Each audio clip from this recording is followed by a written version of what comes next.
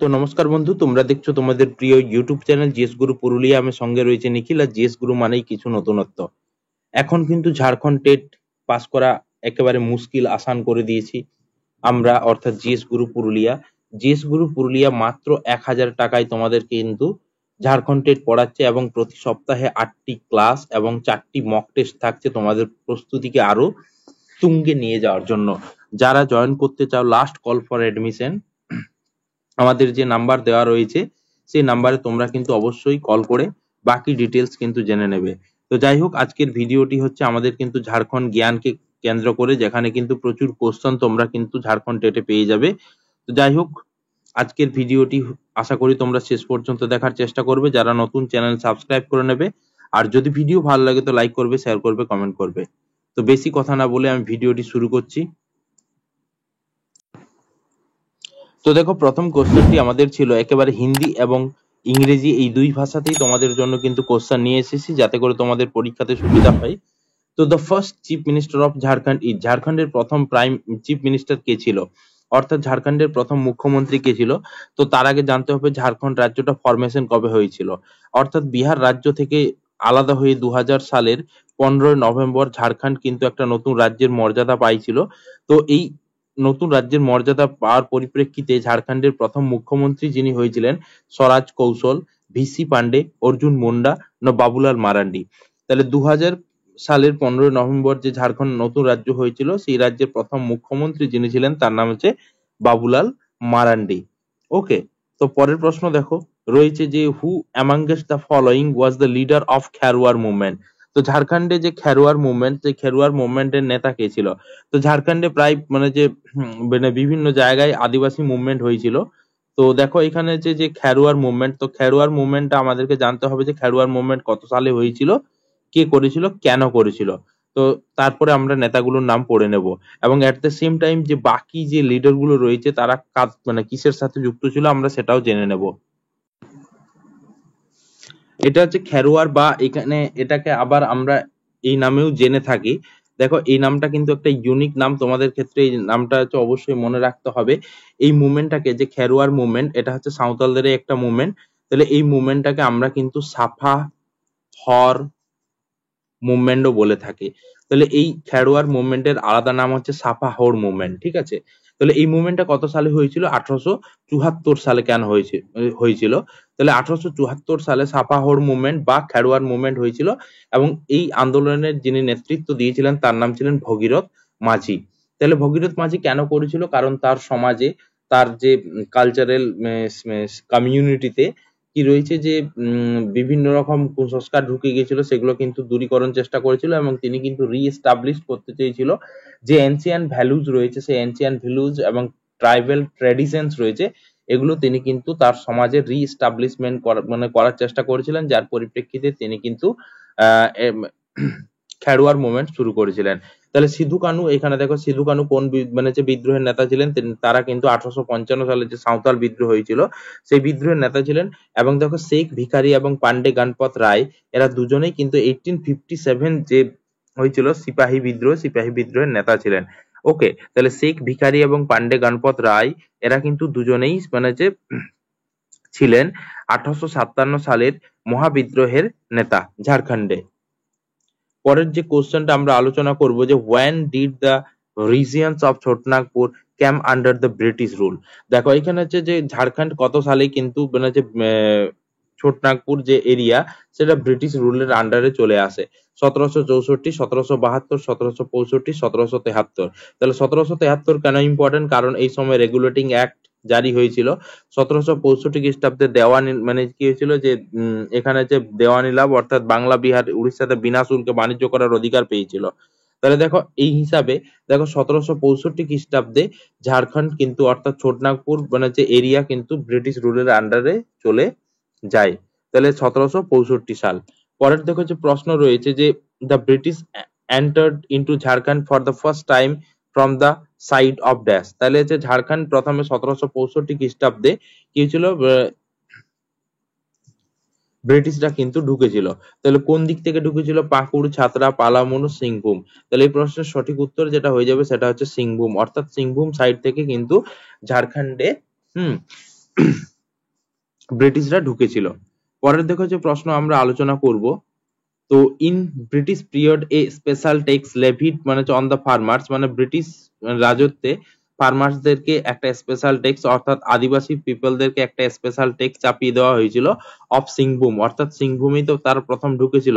On rearing silk and lac on মানে হচ্ছে such trees as kusum and asan, ঠিক আছে।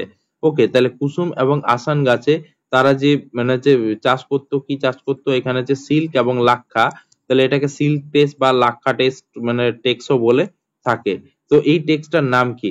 দালকাঠি, দেখো এখানে আছে দালকাঠি, রসদ, তারপরে আছে জামাবন্দি, তারপরে আছে চারাই। দেখো এখানে হচ্ছে এই প্রশ্নের সঠিক উত্তর যেটা হয়ে যাবে সেটা হচ্ছে দালকাঠি। তাহলে প্রথম যে অপশনটা রয়েছে, দেখো দালকাঠি হচ্ছে একটা স্পেশাল টেক্সট, একটা হচ্ছে তোমাদের ক্ষেত্রে এটা একটা নতুন নাম। তো দালকাঠি এখানে হচ্ছে যারা কুসুম এবং আসান গাছে সিল্ক এবং লাক্ষা চাষ করতো তাদেরকে কিন্তু এই মানে টেক্সটে চাপিয়ে দিত, এবং স্পেশালি এটা ছিল যারা মানে ভিলেজ পিপল, মানে হচ্ছে গ্রামের ক্ষেত্রে এই জিনিসটা হতো, এবং পার পরিবার কিন্তু 1 টাকা করে এই কর চাপিয়ে দেওয়া হয়েছিল, মানে যে ঝাড়খণ্ডের যারা আদিবাসী ফার্মার ছিল তাদের উপরে ব্রিটিশ সরকার। দেখো পরের যে প্রশ্ন ছিল, হু among the following is associate with the 1857 revolt, তাহলে 1857 সালের মহাবিদ্রোহের সাথে নিম্নলিখিত কোন ব্যক্তিটি যুক্ত ছিল? তো দেখো প্রথম যে প্রশ্নটার উত্তরটা রয়েছে গঙ্গা নারায়ণ, তাহলে গঙ্গা নারায়ণ হাঙ্গামা, আমরা জানি গঙ্গা নারায়ণ হাঙ্গামা তিনি কোন বিদ্রোহের সাথে যুক্ত ছিল? 1832 থেকে 33 সালে ঝাড়খণ্ডে একটা বিদ্রোহ হয়েছিল, এই বিদ্রোহটার নাম ছিল কিন্তু ভূমিজ রিভোল্ট। ওকে, তাহলে এটা আমাদের যে বরাভূম, সেই বরাভূম ভূমিজ রিভোল্ট হয়েছিল, এই বিদ্রোহ নেতা ছিলেন গঙ্গা নারায়ণ, ঠিক আছে। তারপরে নারায়ণ সিং এবং শেখ বিহারী, শেখ বিহারী কি বললাম, শেখ ভিখারি, তো এই শেখ ভিখারি হচ্ছে 1857 এর যিনি মানে যে লিডার, 1857 আন্দোলনের সাথে কিন্তু যুক্ত ছিল। তাহলে 1857 আন্দোলনের সাথে যিনি যুক্ত ছিলেন তার নাম ছিলেন শেখ ভিখারি। এরপর দেখো বিরসা মুন্ডা, আমাদের মানে যে 1899 থেকে 1900 সালের মধ্যে ঝাড়খণ্ডে যে বিরসা উলগুলান শুরু করেছিল, উলগুলান মুভমেন্ট, তো সেই উলগুলান মুভমেন্ট অর্থাৎ মুন্ডা জাতির লোকেরা যে উলগুলান মুভমেন্ট শুরু করেছিল, সেই উলগুলান মুভমেন্ট এর নেতা ছিলেন কিন্তু বিরসা মুন্ডা, যাকে কিন্তু ধরতি আবা বলা হয়, অর্থাৎ মানে যে তিনি মানে যে ঈশ্বরের একটা দূত, এবং তিনি মাত্র 25 বছর বয়সে রাঁচিতে কলেরা রোগে মারা যান। পরের দেখো যে প্রশ্ন রয়েছে, who was the first Santhal leader to take up arms against the British in 1789, অর্থাৎ 1789 সালে প্রথম ঝাড়খণ্ডের আদিবাসী যিনি কিন্তু ব্রিটিশের বিরুদ্ধে কিন্তু অস্ত্র হাতে তুলে নিয়েছিলেন, তার নাম কি? দেখো এখানে কিন্তু তার নাম তোমরা মনে রাখবে, এখানে কিন্তু প্রথম যিনি রয়েছে দেখো সেদো মুর্মু, দেখো এখানে যে 4টা অপশন দেওয়া রয়েছে, দেখো এখানে যে সেডো মুর্মু, মাগিরথী মাঝি, বাবা তিলকা মাঝি না দুখান মাঝি। তাহলে এই প্রশ্নের সঠিক উত্তর যেটা হয়ে যাবে তাহলে যে বাবা তিলকা মাঝি, এবং ইনি হচ্ছেন কিন্তু প্রথম শহীদ, ঠিক আছে। তাহলে ঝাড়খণ্ডে মানে হচ্ছে আদিবাসী আন্দোলনের প্রথম শহীদ যিনি হচ্ছেন তার নাম হচ্ছে বাবা তিলকা মাঝি, যিনি কিন্তু প্রথম 1789 খ্রিস্টাব্দে ব্রিটিশদের বিরুদ্ধে হাতে অস্ত্র তুলে নিয়েছিলেন।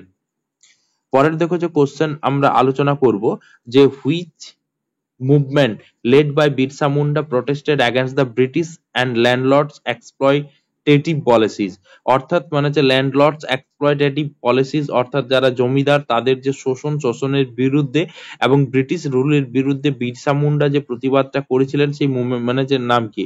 প্রথম যেটা অপশন রয়েছে সেটা হচ্ছে স্বদেশী আন্দোলন। তাহলে প্রথম যে আন্দোলনটা আমরা আলোচনা করব সেটা রয়েছে স্বদেশী মুভমেন্ট, যেটা হয়েছিল 1905 সালে বঙ্গভঙ্গের সময় শুরু হয়েছিল। তারপরে হচ্ছে ভুদান আন্দোলন, যেটা স্বাধীনতার পরে কি করেছিল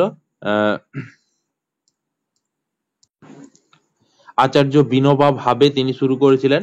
তারপরে হচ্ছে চুয়াড় রিভোল্ট, তাহলে চুয়াড় রিভোল্ট মানে হচ্ছে কত সালে হয়েছিল? 1769 সালে হয়েছিল, 1805 সালে শেষ হয়েছিল। এই চুয়াড় রিভোল্ট মানে হচ্ছে রঘুনাথ মাহাতো, শ্যাম মানে হচ্ছে গাজম মানে হচ্ছে এরা কিন্তু লিডার ছিলেন।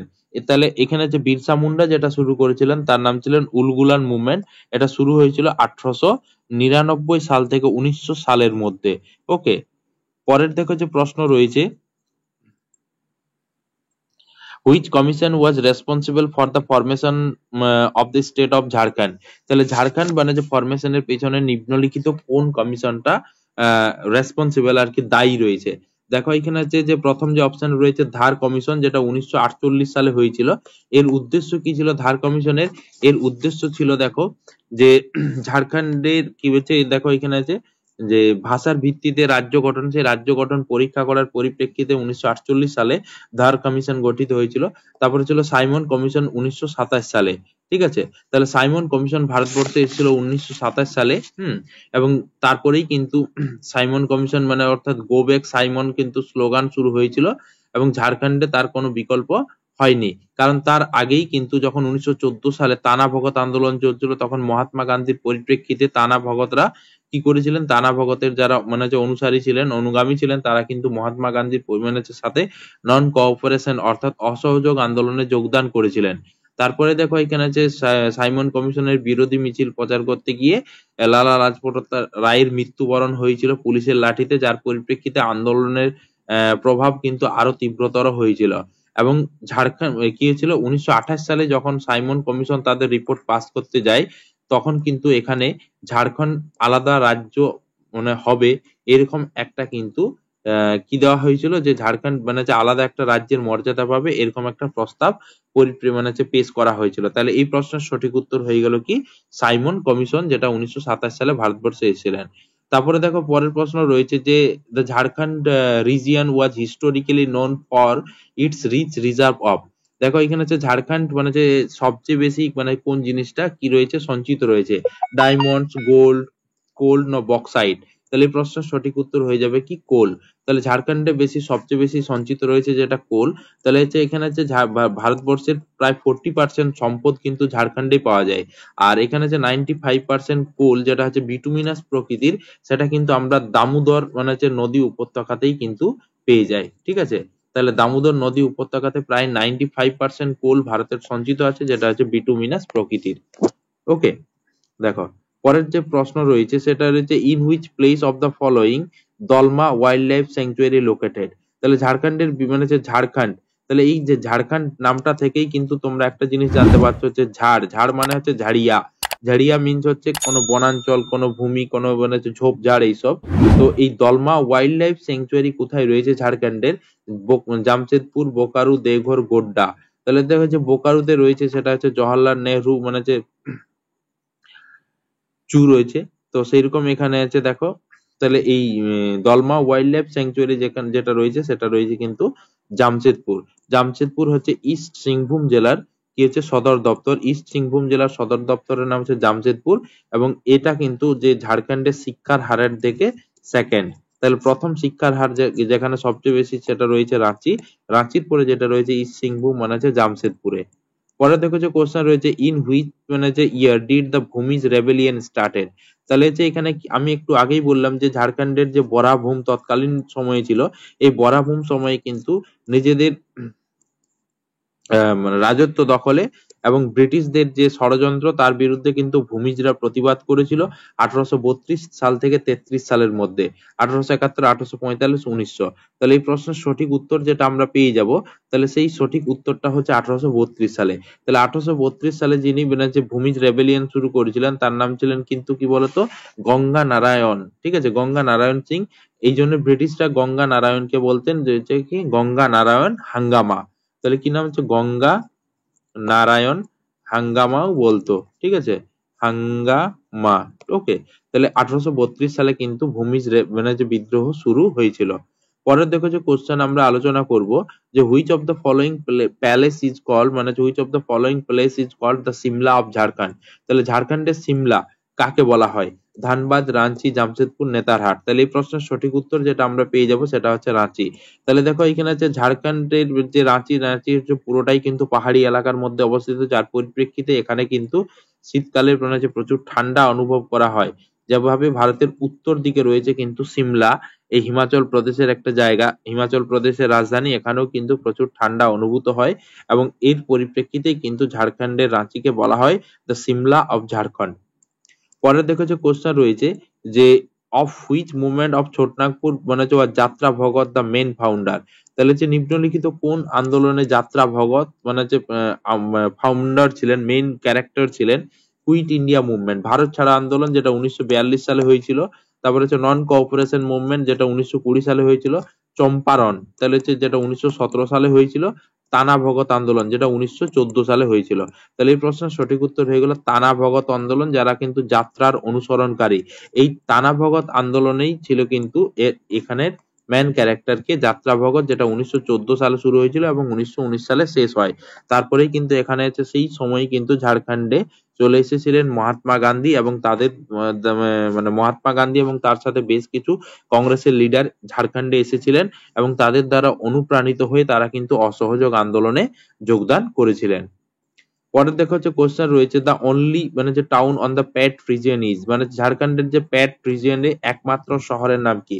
প্যাট মানে কি হচ্ছে উপরিতল সমতল, মানে অনেকগুলো হচ্ছে কি ফ্ল্যাট যে ভূমিরূপ সেগুলোর মানে হচ্ছে মিলনস্থল, a combine of lots of flat region, সেটা হচ্ছে প্যাট।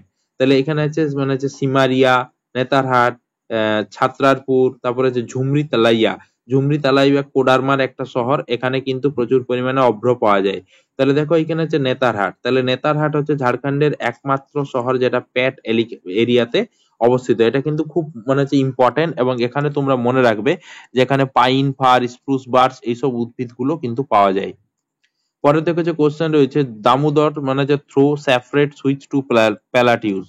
তাহলে দেখো যে দামোদর নদীর নিম্নলিখিত কোন দুটি প্লাটিউস অর্থাৎ দুটি মালভূমিকে আলাদা আলাদা করে? রাঁচি হাজারিবাগ প্যাট রিজিয়ন্স মানে হচ্ছে Ranchi plateaus, Hazaribagh and lower মানে যে Chotanagpur plateaus, none of the above. তাহলে এই প্রশ্নের সঠিক উত্তর হয়ে গেল রাঁচি এবং হাজারিবাগ প্লাটিউস কে আলাদা করছে কে? ঝাড়খণ্ডের দামোদর নদী উপত্যকা অঞ্চল, যেখানে ভারতের 95% কয়লা কিন্তু সঞ্চিত রয়েছে। পরে দেখো যে প্রশ্ন রয়েছে, দেখো এখানে রয়েছে Jharkhand forms what percentage of the total land area of country. তাহলে ঝাড়খণ্ডের যে মানে সারা ভারতবর্ষের মোট আয়তন, এই মোট আয়তনের মানে হচ্ছে ঝাড়খণ্ডের পার্সেন্টেজ কত? তাহলে 4.11, 3.5, 2.42, 1.91। তাহলে এই প্রশ্নের সঠিক উত্তর হয়ে গেল 2.42। তাহলে হচ্ছে 2.42% হচ্ছে সারা ভারতবর্ষের মোট আয়তনের, ঝাড়খণ্ডের আয়তন হচ্ছে 2.42%। এটা কিন্তু খুব ইম্পর্টেন্ট ভিভিআই একটা কোশ্চেন। তারপরে হচ্ছে which state lies to the east of Jharkhand, অর্থাৎ ঝাড়খণ্ডের পূর্ব দিকে নিম্নলিখিত কোন রাজ্যটি অবস্থিত? ওয়েস্ট বেঙ্গল, ছত্তিশগড়, বিহার, উড়িষ্যা। তাহলে ঝাড়খণ্ডের চারদিকে অর্থাৎ উত্তর দিকে রয়েছে বিহার, একেবারে উত্তর পশ্চিমে যেটা রয়েছে সেটা হচ্ছে উত্তরপ্রদেশ, পশ্চিম দিকে যেটা রয়েছে সেটা হচ্ছে ছত্তিশগড়, দক্ষিণ দিকে যেটা রয়েছে সেটা হচ্ছে মনে হচ্ছে উড়িষ্যা, এবং একেবারে ঝাড়খণ্ডের পূর্ব দিকে যে রাজ্যটি আমরা দেখতে পাবো তার নাম হচ্ছে ওয়েস্ট বেঙ্গল। এখানে কিন্তু 10টি মানে হচ্ছে কি হচ্ছে জেলার সাথে সীমারেখা রয়েছে ওয়েস্ট বেঙ্গলের, বিহারের সাথে 10টি জেলার, উত্তরপ্রদেশের সাথে 1টি জেলার, ছত্তিশগড়ের সাথে 4টি জেলার এবং উড়িষ্যার সাথে 4টি জেলার সীমারেখা রয়েছে। তাহলে এই প্রশ্নের সঠিক উত্তর হয়ে গেল ওয়েস্ট বেঙ্গল, অর্থাৎ ঝাড়খণ্ডের পূর্ব দিকে যে জেলাটি অবস্থিত মানে যে রাজ্যটি অবস্থিত তার নাম হচ্ছে ওয়েস্ট বেঙ্গল, অর্থাৎ ঝাড়খণ্ডের পূর্ব দিকে যে রাজ্যটি অবস্থিত তার নাম হচ্ছে ওয়েস্ট বেঙ্গল। পরে দেখো যে প্রশ্ন আমরা আলোচনা করব যে সুবর্ণরেখা রিভার্স ফর্মস মানে যে which of the following waterfall. Okay, তাহলে হচ্ছে সুবর্ণরেখা নদী ঝাড়খণ্ডের এমন একটা নদী যে নদীটা কিন্তু নেভিগেবল নয়। ঝাড়খণ্ডের একমাত্র নদী যে মানে হচ্ছে নেভিগেবল, জিএবিএলই, নেভিগেবল হচ্ছে নয়। এই নদীটা হচ্ছে নাব্য নয়, অর্থাৎ এই নদীর উৎসস্থলে এখনো পৌঁছাতে পারা যায়নি। ঝাড়খণ্ডের একমাত্র নদী ময়ূরাক্ষী, এই ময়ূরাক্ষী যেটা ঝাড়খণ্ডের ত্রিকুট পাহাড় থেকে উৎপত্তি লাভ করেছে এবং এই নদী হচ্ছে একমাত্র নদী যেখানে কিন্তু নাব্য, অর্থাৎ মানে হচ্ছে এই নদীতে নামা যায়, তার উৎস সন্ধানে পৌঁছানো যায়। তাহলে ঝাড়খণ্ডের সুবর্ণরেখা নদী, এই নদীটা কিন্তু মানে হচ্ছে কর্কট ক্রান্তি রেখাকে 2বার অতিক্রম করেছে এবং এই নদীর উপরে যে ফলস রয়েছে সেই ফলসটার নাম হচ্ছে ঝাড়খণ্ডের দ্বিতীয় বৃহত্তম ফলস, তার নাম হচ্ছে হুড্রু ফলস। তাহলে ঝাড়খণ্ডের প্রথম বৃহত্তম ফলসের নাম কি? এর নাম হচ্ছে লোধা ফলস বা মানে হচ্ছে বুড়া ঘাঘ ফলস। ঠিক আছে, বুড়া নদীর উপরে রয়েছে লোধা ফলস বা বুড়া ঘাঘ ফলস। তাহলে হুড্রু ফলস হচ্ছে ঝাড়খণ্ডের সুবর্ণরেখা নদীর উপর অবস্থিত। পরে রয়েছে যে which type of soil is found মানে in the large area of Jharkhand? Red soil, দেখো red soil, black soil, laterite soil, alluvial soil. তাহলে ঝাড়খণ্ডের শুধুমাত্র দেখো দুটো এলাকা, একটা হচ্ছে দামোদর, দামোদর রিজিয়ন, একটা হচ্ছে দামোদর রিজিয়ন আর একটা হচ্ছে রাজমহল পাহাড়। এই দুটো এলাকা বাদে ঝাড়খণ্ডের প্রায় 90% এরিয়াতে কিন্তু আমরা এই ধরনের মানে যে মাটিটা খুঁজে পাবো। তাহলে এই মাটিটা যেটা লাকি মাটি তার নাম হচ্ছে রেড সয়েল। তাহলে এখানে হচ্ছে ঝাড়খণ্ডের দামোদর নদী উপত্যকা অঞ্চলে যে মাটিটা পাওয়া যায় তার নাম হচ্ছে স্যান্ডি সয়েল। ঠিক আছে, আর এখানে হচ্ছে রাজমহল পাহাড়ে যে মানে হচ্ছে মাটিটা পাওয়া যায় তার নাম হচ্ছে ব্ল্যাক সয়েল। দেখো তাহলে এখানে যে পরের যে কোশ্চেন ছিল যে রাজমহল এরিয়া অফ ঝাড়খণ্ড মানে হচ্ছে ইন হুইচ মানে যে এরিয়া মানে হচ্ছে অফ হুইচ সেল মানে হচ্ছে এখানে অর্থাৎ ঝাড়খণ্ডের মানে হচ্ছে রাজমহল ক্ষেত্র মানে হচ্ছে কিস মৃত্তিকা ক্ষেত্র মানে হচ্ছে হ্যাঁ, তাহলে কিস মৃত্তিকা ক্ষেত্র হ্যাঁ এই জায়গাটা। তাহলে দেখো এখানে হচ্ছে চারটা অপশন রয়েছে, laterite soil, red micaceous soil, sandy soil মানে হচ্ছে ব্ল্যাক সয়েল। তাহলে এই প্রশ্নের সঠিক উত্তর হয়ে গেল কি ব্ল্যাক সয়েল। তাহলে এই প্রশ্নের সঠিক উত্তর যেটা পেয়ে যাব আমরা সেটা হচ্ছে ব্ল্যাক সয়েল।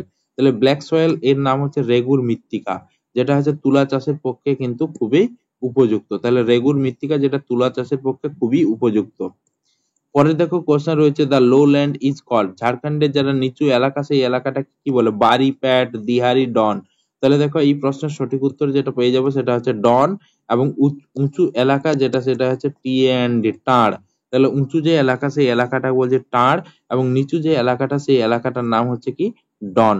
ঠিক আছে, তাহলে দেখো এখানে যে পরের যে প্রশ্ন দা ক্লাইমেট অফ ঝাড়খণ্ড, তাহলে ঝাড়খণ্ডের আবহাওয়াটা কেমন দেখো, বা ঝাড়খণ্ডের জলবায়ু, ঝাড়খণ্ড কি জলবায়ু হ্যাঁ ট্রপিক্যাল মনসুনাল, তাহলে হচ্ছে তারপরে হচ্ছে সাব ট্রপিক্যাল মনসুনাল ন টেম্পারেট, ঠিক আছে শীতোষ্ণ। তাহলে এই প্রশ্নের সঠিক উত্তর হয়ে গেল সাব ট্রপিক্যাল মনসুনাল। ওকে, তাহলে ঝাড়খণ্ডের জলবায়ু হচ্ছে সাব ট্রপিক্যাল মনসুনাল, অর্থাৎ উপক্রান্তীয় জলবায়ু। পরে দেখো যে কোশ্চেন রয়েছে the two rivers of Santhal Pargana mainly originates from, তাহলে হচ্ছে the rivers of Santhal Pargana মানে মেনলি অরিজিনেট ফ্রম, সাঁওতাল পরগনার যেসব নদীগুলো রয়েছে সেই নদীগুলো বেশিরভাগ কোন জায়গা থেকে উৎপত্তি লাভ করেছে। তাহলে দেখো এখানে হচ্ছে Rajmahal hills, Ranchi plateau, Hazaribagh plateau, Netarhat plateau. তাহলে এই প্রশ্নের সঠিক উত্তর যেটা পেয়ে যাবো সেটা হচ্ছে রাজমহল হিলস। তাহলে রাজমহল হিলস থেকে প্রচুর পরিমাণে নদ নদী যেগুলো হচ্ছে উৎপত্তি লাভ করেছে। ঠিক আছে, তো এই এখানে দেখো একটা বলে দিচ্ছি। হুম তাহলে রাজমহল পাহাড় থেকে প্রচুর নদ নদীর উৎপত্তি লাভ করেছে সাঁওতাল পরগনার। তাহলে এই প্রশ্নের সঠিক উত্তর হয়ে গেল রাজমহল পাহাড়। তো পরের দেখো কোশ্চেন রয়েছে যে which river was known as sorrow of Bengal, ঝাড়খণ্ডের কোন নদীকে বলা হয় কি সরো অফ বেঙ্গল, বাংলার দুঃখ, সোন নদী, এটা হচ্ছে গঙ্গা নদীর একটা উপনদী যেটা হচ্ছে ঝাড়খণ্ডে নাই। অজয় নদী হচ্ছে বিহারের মুঙ্গের থেকে উৎপত্তি লাভ করে বর্ধমানের কাটোয়াতে গিয়ে গঙ্গা নদীর সাথে মিশেছে। আর দামোদর নদী এখানে হচ্ছে খামারপাত পাহাড় থেকে উৎপত্তি লাভ করে হুগলিতে গিয়ে গঙ্গা নদীর সাথে মিশেছে, মানে হুগলি মানে যে হুগলি থেকে হুগলি নদীর সাথে গিয়ে মিশেছে কোথায়, হাওড়ার উলুবেড়িয়াতে। পুনপুন এটা হচ্ছে কি মহাভারতে এই নদীর বিষ্ণু পুরাণ এবং মনে হচ্ছে বায়ু পুরাণ, এই দুটো পুরাণে পুনপুন নদীটার নাম উল্লেখ রয়েছে। তাহলে এখানে হচ্ছে সরো অফ বেঙ্গল, অর্থাৎ 1948 সালের আগে এখানে কিন্তু প্রচুর পরিমাণে বন্যা হতো, অর্থাৎ বাংলাতে দামোদর নদীর প্রচুর মনে হচ্ছে জলে কিন্তু প্রতি বছর বন্যা হতো।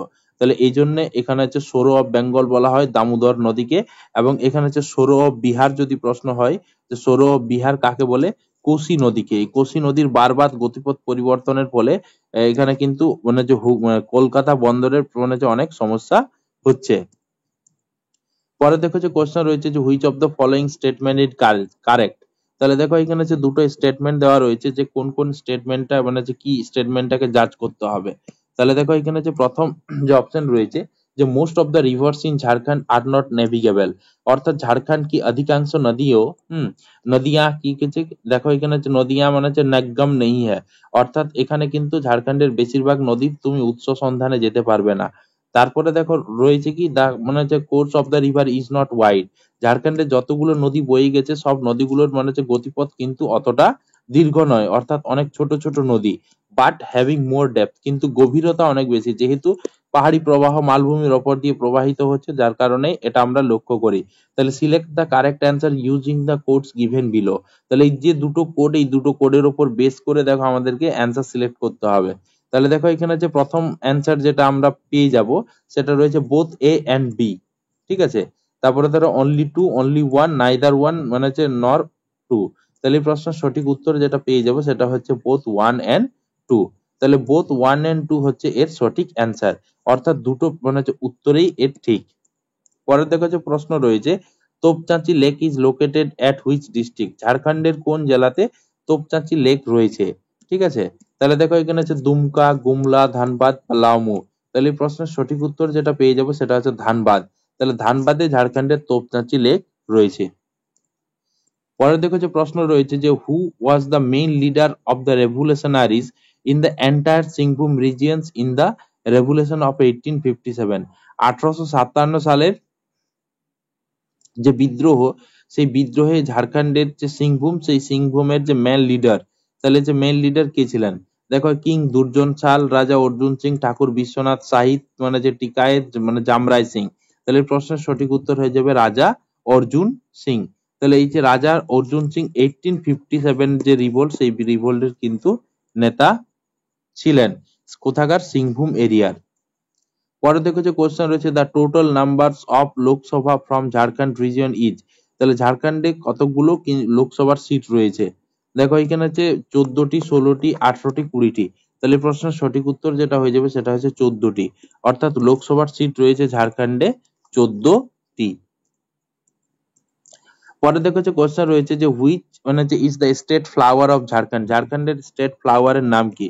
দেখো এখানে যে রয়েছে গোলাপ, লোটাস, পলাশ, মেরিগোল্ড। তাহলে প্রশ্নের সঠিক উত্তর যেটা পেয়ে যাবো সেটা হচ্ছে পলাশ। ওকে। পরে দেখো যে প্রশ্ন রয়েছে যে which district of Jharkhand is known as the city of waterfalls. ঝাড়খণ্ডে কোন জেলা কিন্তু সিটি অফ ওয়াটারফলস নামে পরিচিত? তাহলে দেখো এখানে সিটি অফ ওয়াটারফলস নামে পরিচিত দুমকা। তাহলে প্রথম যেটা রয়েছে সেটা হচ্ছে দুমকা, রাঁচি, গিরিডি, গুমলা। তাহলে প্রশ্নের সঠিক উত্তর যেটা পেয়ে যাবো সেটা হচ্ছে রাঁচি। অর্থাৎ রাঁচির চারদিকে কিন্তু প্রচুর ওয়াটারফলস রয়েছে। ওকে। পরে দেখো যে প্রশ্ন রয়েছে হুইচ টাইপ অফ রকস, মানে যে আর ফাউন্ড ইন ছোটনাগপুর প্লাসিউস। তাহলে ছোটনাগপুর প্লাসিউসে কি ধরনের মাটি পাওয়া যায়? তাহলে দেখো এখানে যে পাথর পাওয়া যায়, এখানে ইগনাস রকস, মানে হচ্ছে আগ্নেয়, মানে চট্টানো। তারপরে সেডিমেন্টারি রকস, কি হচ্ছে অবসাদী চট্টানো। তারপরে মেটামরফিক রকস, মানে হচ্ছে যেটা হচ্ছে রূপান্তরিত, মানে হচ্ছে চট্টানে। তাহলে দেখো আবার তারপর লাভা রকস, মানে হচ্ছে লাভা চট্টানি দ্বারা। তাহলে এই প্রশ্নের সঠিক উত্তর হয়ে যাবে লাভা রকস। তাহলে এখানে কি বললাম যে which type of rocks are found in Chotanagpur plateau. তাহলে ছোটনাগপুর প্লাতিউতে যে ধরনের মাটি পাওয়া যায় তার নাম হচ্ছে কি বলতো? ছোটনাগপুর অঞ্চলে যে ধরনের, মানে যে শিলা পাওয়া যায় তার নাম হচ্ছে কি লাভা রকস। ঠিক আছে। তাহলে হচ্ছে এই প্রশ্নের সঠিক উত্তর হয়ে যাবে লাভা রকস। পরে দেখো যে প্রশ্ন আমরা আলোচনা করব যে Asur is also a tribe of Jharkhand. তাহলে tell which district of Jharkhand are they, মানে যে রেসিডেন্ট। তাহলে অসুর হচ্ছে, দেখো ঝাড়খণ্ডে সবচেয়ে বেশি যে আদিবাসী পাওয়া যায় সেটা হচ্ছে সাঁওতাল।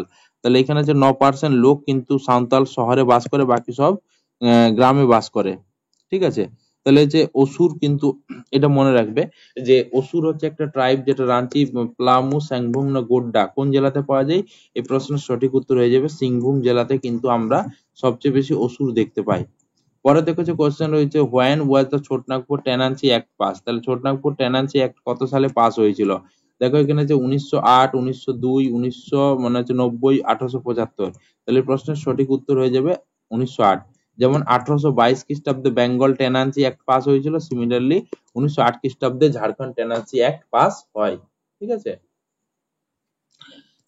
পরে দেখো যে কোশ্চেন রয়েছে আমরা আলোচনা করব। আশা করি আর 2-4টা কোশ্চেন হবে, তারপর শেষ। তাহলে হচ্ছে where is the Indian institute of mines situated. তাহলে যে এখানে ইন্ডিয়ান ইনস্টিটিউট অফ মাইন্স, মানে যে আইএসএম। ঠিক আছে। মানে যে ওকে। তাহলে Indian institute of mind ISM মানে কোথায়? ঝাড়খণ্ডে রয়েছে, রাঁচি, জামশেদপুর, ধানবাদ, সিন্দ্রি। তাহলে প্রশ্নের সঠিক উত্তর হয়ে যাবে আইএসএম রয়েছে ইন্ডিয়ান স্কুল অফ মাইন্স, যেটা রয়েছে সেটা হচ্ছে কি ধানবাদ। ওকে। পরে দেখো যে কোশ্চেন রয়েছে হুইচ ইজ নোন, মানে অ্যাজ হলদিঘাটি অফ ছোটনাগপুর। ছোটনাগপুরের হলদিঘাটি নামে মানে কোনটা পরিচিত? করেমবাই, বান্দ্রা, সারান্ডা না দেওঘর। তাহলে প্রশ্নের সঠিক উত্তর যেটা হয়ে যাবে সেটা হচ্ছে করেমবাই। তাহলে করেমবাই হচ্ছে ছোটনাগপুর মালভূমির কিন্তু হলদি ঘাটি। ঠিক আছে। এই হলদি ঘাটির যুদ্ধ হয়েছিল 1576 সালে আকবর এবং রাজপুতদের সাথে। তাহলে সেই হলদি ঘাটি। তাহলে ঝাড়খণ্ডের হলদি ঘাটি হচ্ছে করেমবাই। তারপরে যে which of the following district has the highest literacy density in Jharkhand. তাহলে যে ঝাড়খণ্ডের কোন, মানে যে জায়গাতে হচ্ছে যে হাইয়েস্ট ডেনসিটি রয়েছে, অর্থাৎ জনঘনত্ব সবচেয়ে বেশি রয়েছে? রাঞ্চি, ধানবাদ, হাজারিবাগ, সিংভূম। তাহলে প্রশ্নের সঠিক উত্তর যেটা হয়ে যাবে সেটা হচ্ছে ধানবাদ, এবং সবচেয়ে কম যেখানে রয়েছে সেটা হচ্ছে সিমডেগা। সিমডেগাতে সবচেয়ে কম রয়েছে। আর রাঁচি যেখানে হয়েছে, যে রাঁচি, তাহলে হচ্ছে রাঁচির পরিপ্রেক্ষিতে যে অ্যান্সারটা আমরা পাবো যে ঝাড়খণ্ডের সবচেয়ে বেশি শিক্ষার হার কোথায়? রাঁচিতে। পরে দেখো যে কোশ্চেন রয়েছে যে হু of the following district has highest literacy rate in Jharkhand? তাহলে ঝাড়খণ্ডের কোন জেলাতে সবচেয়ে বেশি হাইয়েস্ট লিটারেসি রেট রয়েছে? ইস্ট সিংভূম, ধানবাদ, রামগড়, গুমলা। তাহলে 2011 সালের সেন্সাস অনুযায়ী তাহলে কি হচ্ছে যে ঝাড়খণ্ডের সবচেয়ে বেশি লিটারেসি রেট রয়েছে কিন্তু ইস্ট সিংভূম জেলাতে। ঠিক আছে, তাহলে ইস্ট সিংভূম জেলাতে সবচেয়ে বেশি কি রয়েছে? লিটারেসি রেট হয়েছে এই অপশন গুলো দেওয়া অনুযায়ী। কিন্তু সবচেয়ে বেশি কোথায় রয়েছে লিটারেসি রেট? ঝাড়খণ্ডের দেখো সবচেয়ে বেশি লিটারেসি রেট যেটা রয়েছে সেটা হচ্ছে রাঁচি। ঠিক আছে, সবচেয়ে বেশি যেটা রেট রয়েছে মানে লিটারেসি রেট সেটা রয়েছে রাঁচি, আর সবচেয়ে কম যেটা রয়েছে সেটা হচ্ছে পাকুড়। ওকে, পরে দেখো যে প্রশ্ন রয়েছে যে who is known as the city of temples in Jharkhand? তাহলে যে হুইচ ইজ নোন মানে হচ্ছে as a city of temples in Jharkhand, তাহলে ঝাড়খণ্ডে নিম্নলিখিত কোন জায়গাটা মন্দিরের শহর নামে খ্যাত? তাহলে দেখো এখানে যে অপশন দেওয়া রয়েছে দেওঘর, গিরিডি, রাঞ্চি, রাজাপ্পা। তাহলে প্রশ্নের সঠিক উত্তর যেটা হয়ে যাবে সেটা হচ্ছে দেওঘর। তাহলে দেওঘরে কিন্তু ঝাড়খণ্ডে প্রচুর পরিমাণে কি রয়েছে যে city of temples in Jharkhand, তাহলে ঝাড়খণ্ডের কিন্তু এটা দেওঘর খুবই গুরুত্বপূর্ণ একটা জায়গা, যাকে কিন্তু মানে কি বলবা হয় যে মন্দিরের শহর কিন্তু বলা হয়ে থাকে। পরে দেখো এখানে আছে, এটাই হচ্ছে লাস্ট কোশ্চেন। আশা করি তোমরা মানে যে দেখেছো ভিডিওটি এবং তোমাদের ভিডিওটি ভালো লেগেছে। যদি কোথাও ভুল ত্রুটি হয় অবশ্যই কিন্তু ক্ষমা করে দিও। Thank you.